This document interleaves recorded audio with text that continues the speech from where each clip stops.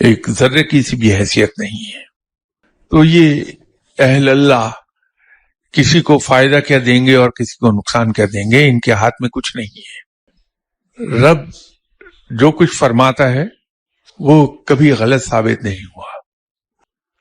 قرآن میں رب نے یہ فرما دیا کہ کوئی کسی کو نقصان نہیں پہنچا سکتا اگر میں نہ چاہوں، اور کوئی کسی کو فائدہ نہیں دے سکتا جب میں فائدہ نہ دینا چاہوں.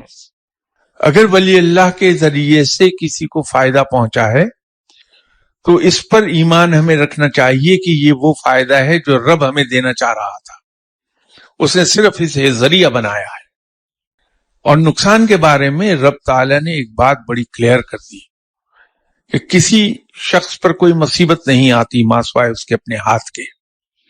تو جب ہمارا یہ ایمان ہے کہ قرآن پاک میں بیان کیا ہوا ایک ایک لفظ رب کا کہا ہوا ہے، پتھر کی لکیر ہے، تو ہم اس کہے ہوئے سے باہر کیسے چلے جائیں اور یہ سوچ لیں کہ کوئی شخص ہمیں فائدہ دے سکتا ہے یا کوئی شخص ہمیں نقصان پہنچا سکتا ہے.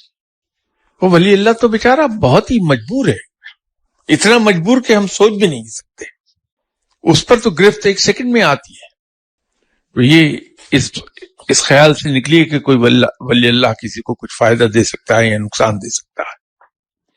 ہاں، اس کی ذات سے جو فائدہ پہنچتا ہے انسان کو وہ رہنمائی ہے کہ رب تعالیٰ نے اسے جو کچھ علم عطا فرمایا ہے اور وہ جس طرح سے رب کے فرمائے ہوئے معاملات احکامات پر چلتا ہے، وہ اصل میں ہمارے پاس ایک لیونگ رول ماڈل ہے، ایک زندہ مثال ہے کہ ہم اس کی پیروی کر لیں اور ہم اس راستے پر چلے جائیں جس راستے پر ہمیں جانا چاہیے یا جو سچا راستہ ہے.